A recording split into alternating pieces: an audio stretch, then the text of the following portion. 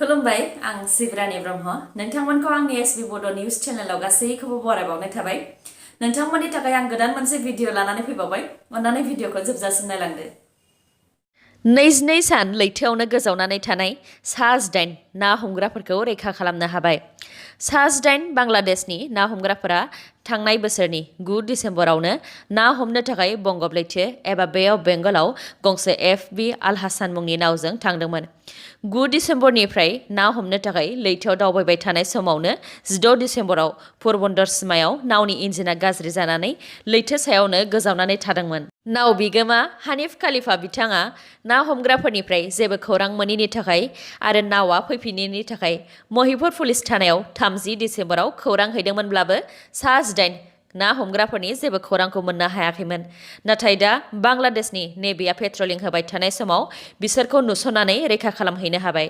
मख'नो गोनांदि 22 सान लैथोआवनो गोजावनानै थानाय सा 8 ना हमग्रा सुबुंफोरनि देहाया दै आरो जाग्रा आदार आंखाल जानायनि थाखाय लोरबां जाबायमोन दा बिथांमोनखौ देहा फाहामथायनि थाखाय फाहामसालिसिम दैथायहरनाय जाबाय लाश्कार-इ-ताइबा LET उदखारि थाखोमाग्रा जायगाखौ पुलिस आरो CRPFनि हानजाया हमनो हादों जम्मु एन्ड काश्मीरनि पुलवामानि चान्धारा गामियाव पुलिस आरो CRPFनि हानजाया माखासे थ्रेट खौरां मोननानै अपारेशन खालामनायाव लाश्कार-इ-ताइबा उदखारि हानजा थाखोमाग्रा जायगाखौ हमनो हादों उदखारि हानजा थाखोमाग्राया गंसे न'नि हा सिङावमोन बे हा सिंनि न'आव हाबनो थाखाय मोनसे गुदुं नाला दंमोन बे हा सिंनि न'निफ्राय AK-47 नि गर 26 राउन्ड गुलि LET हानजानि माखासे फोरमानपत्र आरो जि-जोम हमनो हादों बे जाथायजों लोब्बा लाखिनानै सासे उदखारिखौ हमनो हादों मुङा आदिल आहमेद शाह मैयानि खौराङाव फोसावजानाय इन्ड'नेसियानि श्रीविजया एयार SJ182 फ्लाइट जेराव सा 62 सुबुंफोर दंमोन बे फ्लाइटखौ गोमानानै दङ आरो बेनि उनाव लैथोआव ना हमग्राफोरा माखासे बिरखंनि थुख्रा बायदि नुनाय मोन्दों होननानै खौराङाव फोसावजादोंमोन दा इन्ड'नेसियानि नेभि क'स्ट गार्ड पुलिस आरो ट्रान्सपर्टेशन मिनिस्ट्रिया हानजा अपारेशन खालामनानै जाभा लैथोनिफ्राय बिरखंनि माखासे थुख्रा दावबायारिफोरनि देहानि अंगफोर आरो माखासे जि-जोम मोननो हाबाय बे अपारेशनखौ बिसोरो जाभा लैथोनि लाकी आइलेन्ड आरो लांकां आइलेन्डनि गेजेराव खालामदोंमोन जेराव बिरखं एबा फ्लाइटआ गोग्लैदोंमोन इन्ड'नेसियानि नेशनेल ट्रान्सपर्ट सेफ्टि कमिटिआ बुंथिदों दि बे बिरखंनि मोननै ब्लेक बक्सनि लकेशन एबा थंखौ हमदांनो हाबाय बे बक्सखौ नायबिजिरखांनायनि उनावसो मिथिनो हागोन दि बिरखंआ थारैनो मानि थाखाय बेबायदि जाखो मख'नो गोनांदि बे बिरखंआव सा 12 क्रिउ मेम्बार दंमोन आरो सा 50 दावबायारिफोर दंमोन जेराव सा 7 गथ'सा आरो सा 3 गोरलै गथ'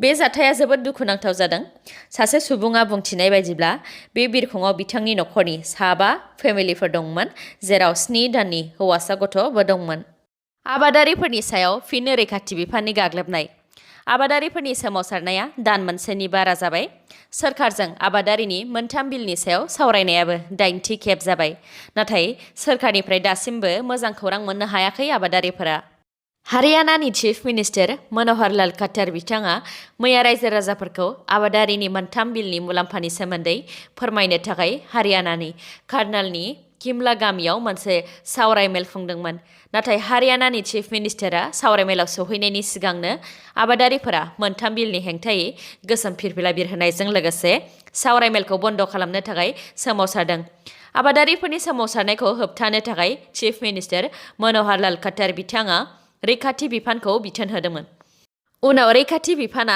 आबादारिफोरनि सायाव लावथि सिबनायजों लोगोसे दै सारदों आरो टियार गेसबो हगारदों ओनसोलाव दुंहाव थासारि सोमजिनायनि उनाव चिफ मिनिस्टार खट्टार बिथाङा सावरायमेलाव फैनायखौ बन्द खालामनो गोनां जादों बेजों लोगोसे दिल्लीनि सिंगु सिमायाव सासे 40 बोसोर बैसोनि आबादारिया सोमावसारनाय जायगायावनो गावखौ फोजोबस्रांनानै लाबावबाय मख'नो गोनांदि आबादारिफोरा सोमावसारनायाव दासिम सा 4 जिउ फोजोबस्रांनानै लाबाय आरो जिउ गोमानायफोरा दासिम सा 41नि बारा जाबाय भिडिअखौ जोबजासिम नायलांदो लोगोसे नोंथाङा दासिमबो आंनि चेनेलखौ साबस्क्राइब खालामाखैबा अन्नानै साबस्क्राइब खालामनानै लादो लोगोसे बेल आइकनखौबो क्लिक खालामदो जाहाथे गोदान भिडिअ लानानै आं फैयोब्ला नोंथांनाव सिगांग्रो नटिफिकेसन सौहैयो 17थि बड'फा उपेन्द्र नाथ ब्रह्म 2020 सुबुंथि फाइखि बान्थाखौ दिल्ली इउनिभार्सिटिनि संस्कृत आयदानि गाहाय प्रफेसर रमेश चन्द्र भारद्वाज बिथांनो गथायबाय बे बान्था राननाय हाबाफारिया मैया गुवाहाटीआव थानाय प्रागज्योति ITA सेन्टाराव गाजा गोमजायै जादों। बे बान्था राननाय हाबाफारियाव गाहाय आलासि महरै बाहागो लायो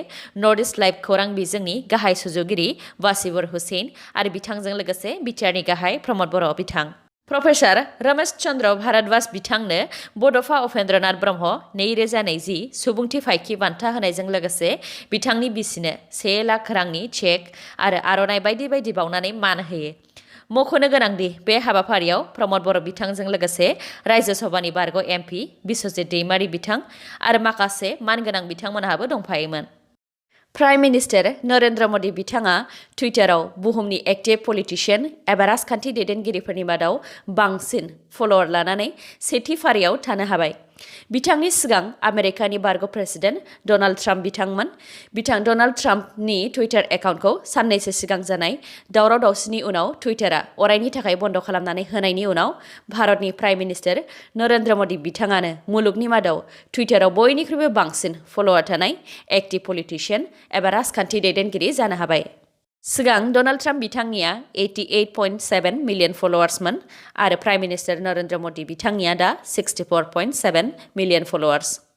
दरंनि बेसिमारिनि 15 नं नेशनेल हाइवेआव मैया मोनसे गिख्रंथाव रड एक्सिडेन्ट जादों। गंसे गोख्रै खारबोनाय ट्राकआ गंसे बाइकखौ सौख्रांनानै गालांदों। बे बाइकआव गंसे नखरनिनो 4 सुबुंफ्रा गाखोदोंमोन, बिमा, बिफा आरो 2 उन्दै फिसाजोफोर। गिख्रंथाव रड एक्सिडेन्टजों बिफा जावेद आली आरो फिसाजो सासेया जायगायावनो जिउ गोमादों आरो बिमा आरो फिसाजो सासेया गाज्रियैनो जोखोम जादों। जोखोम जानाय बिथांमोनखौ दा फाहामथायनि थाखाय मंगलदै देहा फाहामसालिसिम लांनाय जाबाय। मख'नो गोनांदि रड एक्सिडेन्टजों खैफोदाव गोग्लैनाय बिथांमोनहा दलगावनि धरनिपुरनि। बर'नि गेजेराव थरसे हाथरखिया अबथिरा जिउ गोमाबाय। मुंदांखा हादरारि सावगारि बोगिरि फारल नार्जारी बिथाङा 40 बोसोर बैसोआव केन्सार बेरामजों जिउ खोमानो गोनां जाबाय। गसाइगाव महकुमा कसगाव पुलिस थानानि सिङाव थानाय 2 नं फानबारि गामिनि थागिबि मुस्रिमा फारल नार्जारी बिथाङा सासे मुंदांखा सावगारि बोगिरिमोन। बेनि अनगायैबो बिथाङा development commission, handicraft, north east region government of इन्डियानि सिङाव इम्पेनेलमेन्ट अफ डिजाइनार हिसाबै गोबां जायगायाव खामानि मावबोदोंमोन। मुंदांखा सावगारि बोगिरि मुस्रिमा फारल नार्जारी बिथाङा सावगारि बोनायनि थाखाय मोननाय माखासे बान्थाफोरा जाहैबाय। सेथियाव दङ best award state level art contest and exhibition काम एवार्ड क'क्राझार 2004। नैथियाव दङ gold medal state level art contestant and exhibition award of scholarship Mangaldai 2004। बेफोरनि अनगायैबो आरो माखासे बान्थाफोर। वेस्ट बेंगलाव बिधानसभा बिसायख'थिनि समा खाथि जाबोनाय लोगो लोगो BJP आरो TMCनि गेजेराव दावराव दावसि जाबोनाया बांबोनो हमदों। मैया रबिबाराव वेस्ट बेंगलनि सानजा आरो सोनाब मिदनापुर जिल्लायाव BJP आरो TMCनि दैदेनगिरिफोरनि गेजेराव गोबां बुलायलायनाय जादों। सानजा मिदनापुरनि खान्थि ओनसोलाव गोफार आरो गोबौ हाथियार लानानै बुलायलायनाय जादों। बेबायदिनो सोनाब मिदनापुरनि केसपुर होननाय मोनसे जायगायावबो मोननै हान्जानि गेजेराव लावथि आरो इथा लानानै बुलायलायनाय जादों। बेफोरनि अनगायैबो सानजा मिदनापुरनि खन्थाइ होननाय मोनसे जायगायाव TMCनि मावथिफोरा BJPनि मावथिफोरनि सायाव गाग्लोबदों, जेराव 15 BJPनि मावथिफोरा गाज्रियैनो जोखोम जादों। जोखोम जानाय बिथांमोनखौ दा देहा फाहामसालिसिम लांनाय जाबाय। मोनानि समाव उन्दुबाय थानायावनो न'आव अर नांनानै बिसि आरो फिसाया जिउ गोमानो गोनां जादों। बे जाथाया तिनसुकिया जिल्लानि दुमदुमानि हिलिका साहा बागिसानि गंसे नखराव जादों। जिउ गोमानाय बिसि आरो फिसायनि मुङा फारियै महेश भुमिज आरो मनिका भुमिज। जाथाय जाखांनायनि उनाव पुलिसा जाथायसालियाव थांनानै नायबिजिरनाय खामानिखौ मावहैदों। मा जाहोननि थाखाय अरा खामदों बेखौ दासिमबो मिथिनो मोननाय जायाखै। दिनैनि भिडिअ'आ एसेनोसै। गाबोन आरो गोदान भिडिअ'जों लोगो मोनफिनबावगोन। नोंथाङा दासिमबो आंनि चेनेलखौ साबस्क्राइब खालामाखैबा अन्नानै साबस्क्राइब खालामदो आरो लाइक, कमेन्ट आरो शेयार खालामनो दाबाव। गोजोन्थों।